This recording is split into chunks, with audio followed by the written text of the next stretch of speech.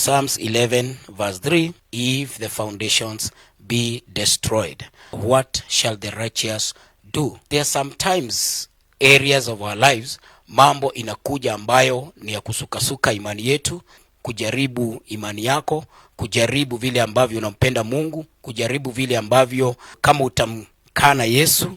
Those foundations ambazo zilikufanya ukajua ya kwamba Mungu yupo, Yesu Kristo ni mwana wa Mungu na ni Mungu, Roho Mtakatifu ako nasi na ni Mungu.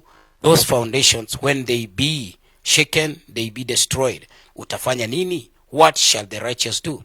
So this word is especially for those people that are righteous, but as well them that are not born again. It is also a word for you to know, kwa sababu kitu cha kwanza ndio uitwe righteousness of God ama the righteous of God. You have to first of all believe in Jesus Christ.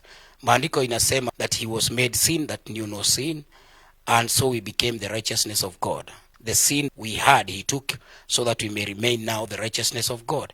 Akachukua hiyo dhambi akafanyika sasa ye mwenyewe dhambi, akateswa kama hiyo dhambi vile ilipaswa kuteswa, wewe ufanyike sasa unahesabiwa mwenye haki, and then we became the righteousness of God.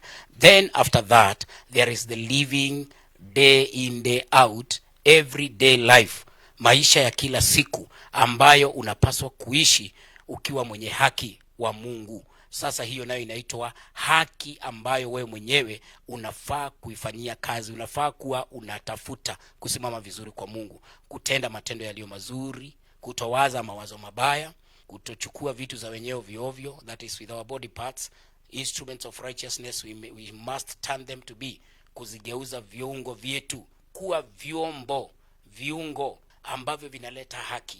So we have become the righteousness of God, and therefore we use our body parts to implement, to do the acts of righteousness.